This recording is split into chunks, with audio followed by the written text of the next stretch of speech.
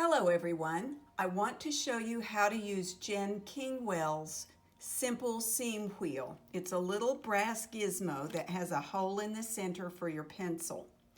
Now, when you use it, you want to place your fabric right side down on sandpaper, on your sandpaper board, because that will keep the fabric from shifting as you trace around it.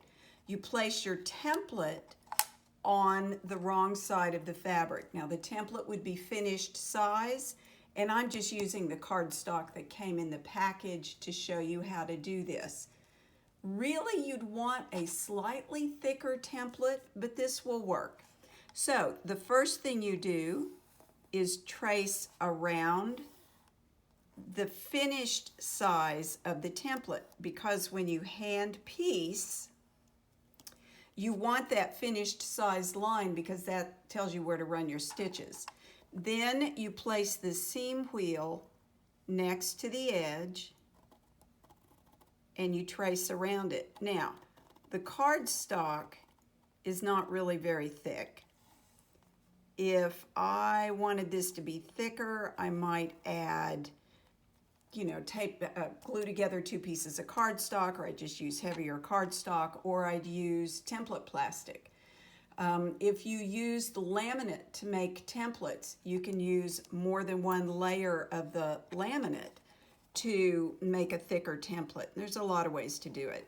You just run the seam wheel around. Now, when you get to a corner, you can either let that extend out and then complete it later, or you can take the seam wheel around, and that gives you a more rounded edge. When you're cutting this out with your scissors, you can decide whether you just want to cut straight and have a corner, or if you want to round that. I think that is a personal preference. So that is the way the seam wheel works. It is a sweet, inexpensive little tool. By the way, it is really inexpensive, and it is small.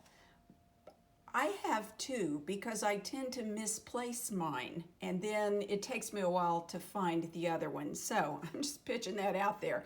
If you're getting one, you might want to get two. That's how you use it. I hope you enjoyed this demonstration, and may you have many happy stitches. Thanks for watching.